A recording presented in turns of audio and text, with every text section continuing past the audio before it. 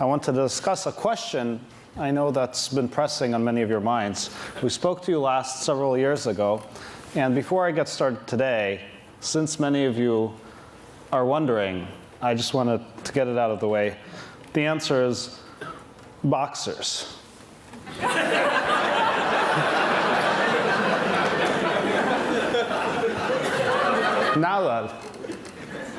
Now I hope all of you feel better. Do you know what this might be? Does anybody know what that is? Yes.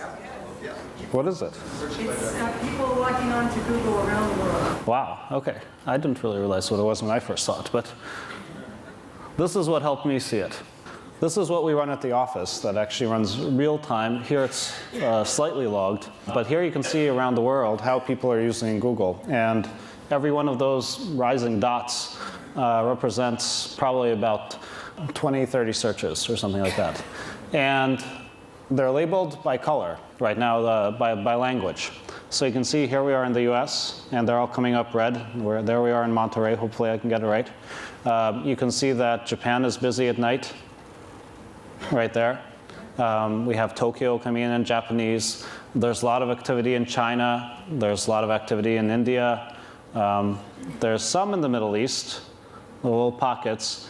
And Europe, which is right now in the middle of the day, is going really strong with a whole wide variety of languages.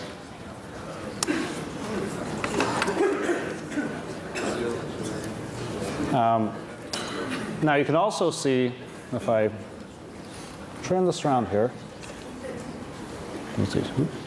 hopefully I won't shake the world too much. But you can also see there are places where there's not so much. Australia, because there just aren't very many people there. And this is something that we should really work on, which is Africa, which is just a few trickles, basically in South Africa and a few other urban cities.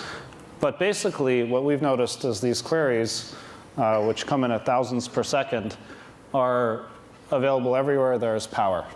And pretty much everywhere there is power, there is the internet. And even in Antarctica, well, at least this time of year, from time to time we'll see a query rising up. And if we had it plotted correctly, I think the International Space Station would have it too. Sorry. 3? Yeah, this will shift it sadly. So this is some of the challenge that we have here. Is you can see that it's actually kind of hard to get the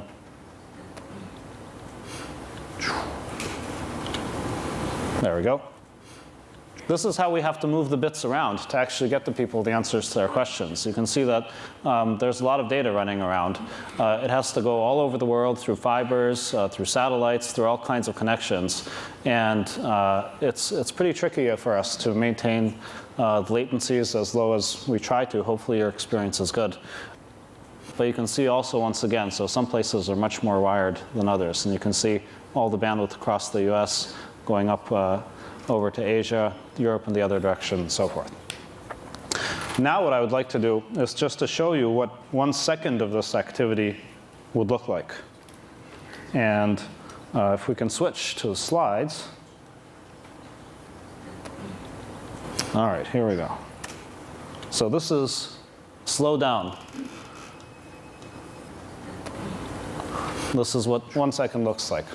And this is what we spend a lot of our time doing, is just making sure that we can keep up with this kind of traffic load. Now, each one of those queries has an interesting life and tale of its own. I mean, it could be somebody's health, it could be somebody's career, something important to them. And it could potentially be something as important as tomato sauce. Or, in this case, ketchup. So this is a query that we had. I guess it's a popular band that was more popular in some parts of the world than others. Anyway, you can see that it got started right here in the US and Spain. It was popular at the same time, but it didn't have quite the same pickup in the US as it did in Spain. And then from Spain it went to Italy, and then Germany got excited, and maybe right now the UK is enjoying it. And I guess the US finally started to like it too. And I just want to play it for you.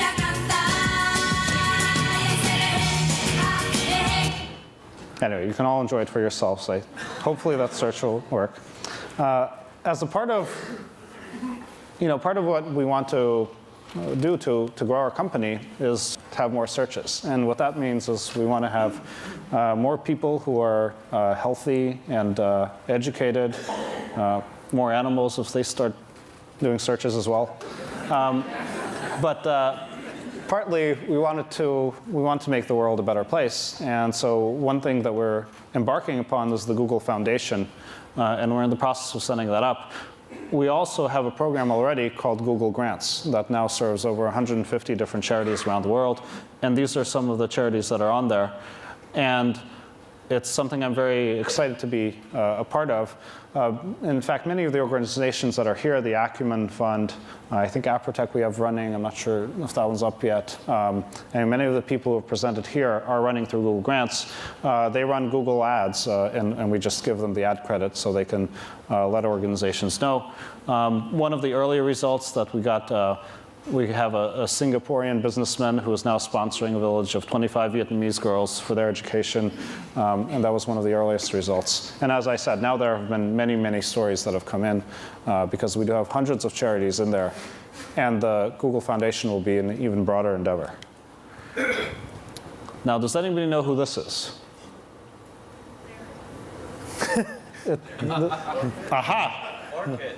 Yes. Somebody got it. This is Orchid. Is anybody here on Orchid? Do we have any?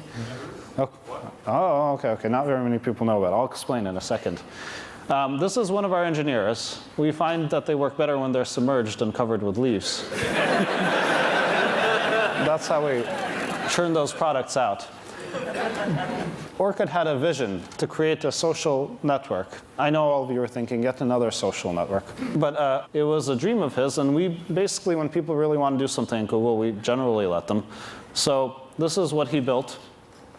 We just released it in a test phase last month.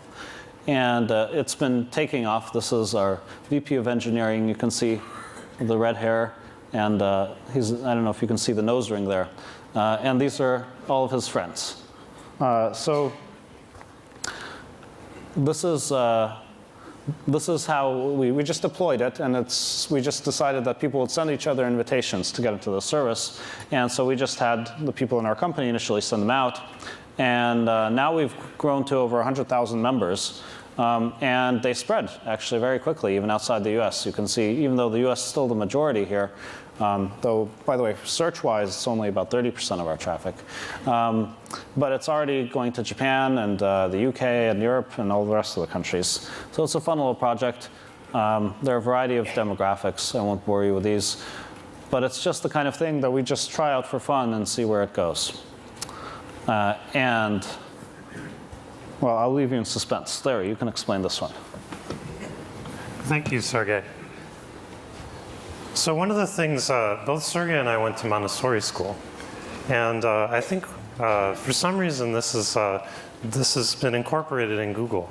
And Sergey mentioned Orchid, which is something that Orchid wanted to do in his time. And we call this at Google, we've embodied this as the 20% time. And the idea is for 20% of your time, if you're working at Google, you can do what you think is the best thing to do. And many, many things at Google have come out of that, such as Orchid and also Google News. And I think many other things in the world also have come out of this. Mendel, who was supposed to be teaching high school students, actually discovered the laws of genetics as a hobby, basically. And so many, many useful things come out of this. And News, which I just mentioned, was started by a researcher, and he after 9/11 he got really interested in the news, and he said, why don't I look at the news better? And so he started clustering it by category, and then he started using it, and then his friends started using it.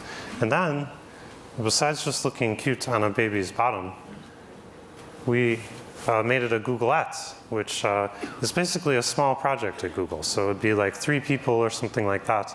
And they would try to make a product. And we wouldn't really be sure if it's going to work or not. And in News's case, they had a couple of people working on it for a while. And then more and more people started using it. And then we put it out on the internet. And more people started using it. And now it's a real full-blown project with more people in it. And this is how we keep our innovation running. I think usually as companies get bigger, they find it really hard to have small innovative projects. And we had this problem too for a while, and we said, oh, we really need a new concept, the Googleettes. That's a small project that we're not quite sure if it's going to work or not, but we hope it will. And if we do enough of them, some of them will really work and turn out, such as news. But then we had a problem, because then we had over 100 projects. And I don't know about all of you, but I have trouble keeping 100 things in my head at once. And we found that if we just wrote all of them down and ordered them, and these are kind of made up, don't really pay attention to them. For example, the Buy Iceland was from a media article. We would never do such a crazy thing. But in any case, we found if we just basically wrote them all down and ordered them, that most people would actually agree what the ordering should be. And this was kind of a surprise to me, but we found that as long as you keep the 100 things in your head, which you did by writing them down, that you could do a pretty good job deciding what to do and where to put your resources. And so that's basically what we've done since we instituted that a few years ago, and I think has really allowed us to be innovative and still stay reasonably well organized. The other thing we discovered is that people like to work on things that are important, and so naturally people sort of migrate to the things that are high priorities. I just wanted to highlight a couple of things that are new or you might not know about. And the top thing actually is the desk bar. And so this is a new, it's like if you use, how many of you use the Google toolbar? Raise your hands. How many of you use the desk bar? All right, see, you guys should try it out. But if you go to our site and search for desk bar, you'll get this. And the idea is instead of a toolbar, it's just present all the time on your screen on the bottom. And you could do searches really easily. And it's sort of like a better version of the toolbar. Thank you, sir.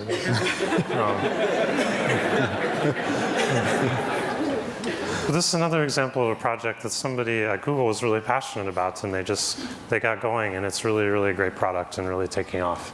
Google Answers is something we started, which is really cool, which lets you, for $5 to $100, you can type a question in, and then there's a pool of researchers that go out and research it for you, and it's guaranteed and all that. And you can get actually very good answers to things without spending all that time yourself. Frugal lets you search shopping information, and Blogger lets you publish things. But all of these, well, these were all sort of innovative things that we did that, we try many, many different things in our company.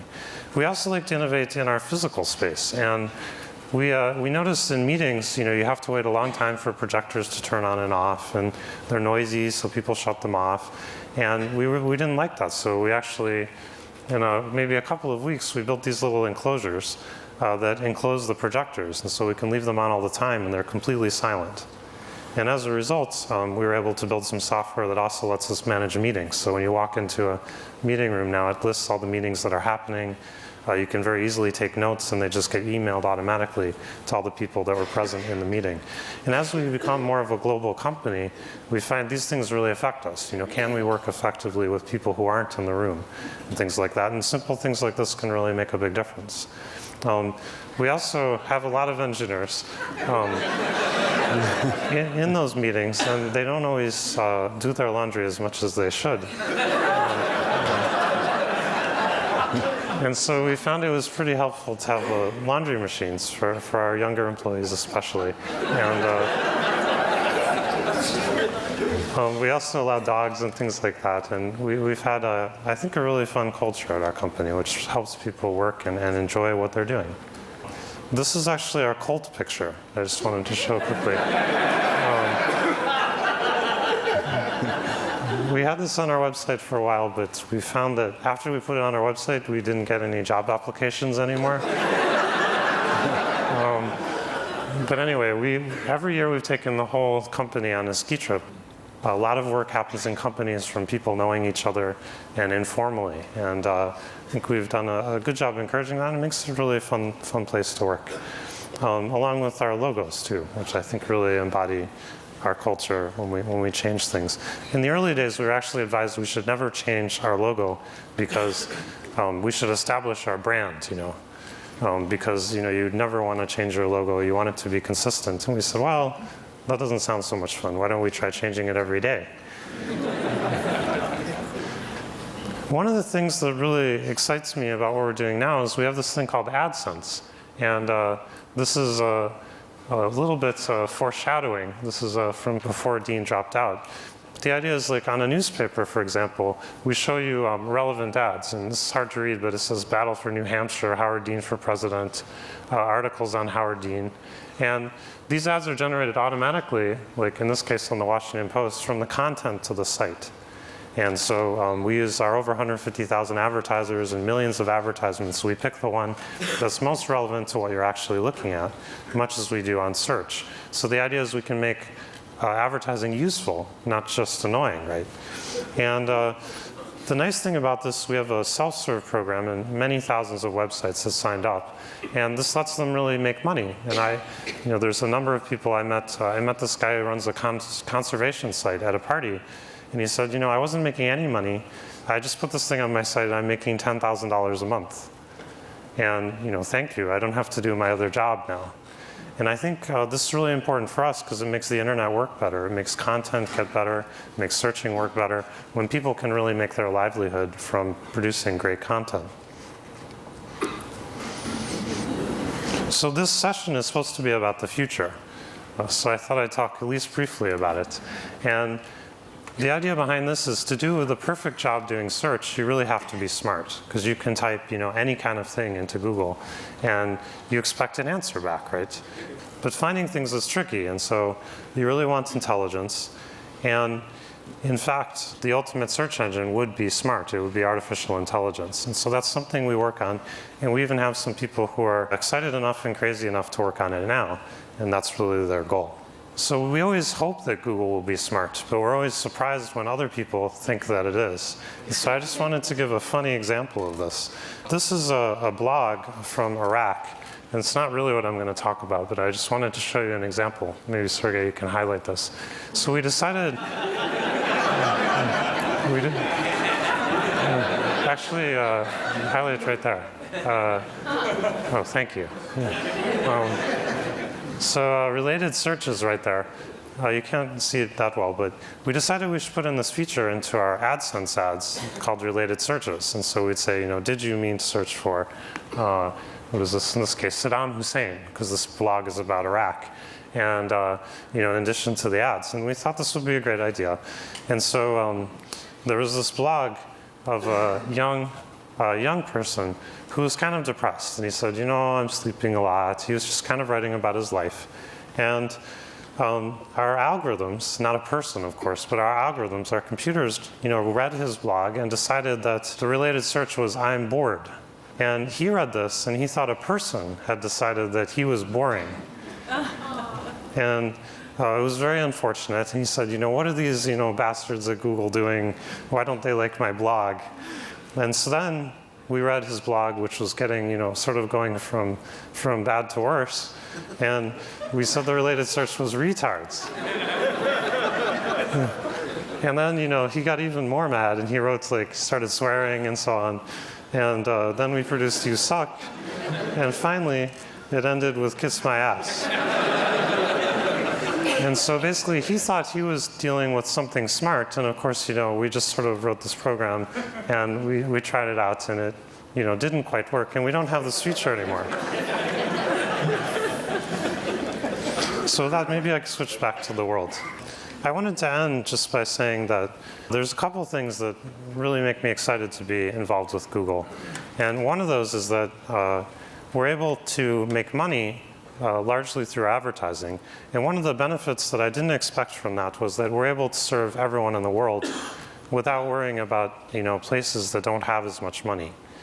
So we don't have to worry about our products being sold, for example, for less money in places that are poor, and then they get re-imported into the US, or for example, with the drug industry. And I think we're really lucky to have that kind of business model because everyone in the world has access to our search. And I think that's tremendous, tremendous benefit. The other thing I wanted to mention just briefly is that we have a tremendous ability and responsibility to provide people the right information. And we view ourselves like a newspaper or a magazine that we should provide very objective information. And so in our search results, we never accept payment for our search results. We accept payment for advertising, and we mark it as such. And that's unlike many of our competitors. And I think decisions we're able to make like that have a tremendous impact on the world, and makes me really proud to be involved with Google. So thank you.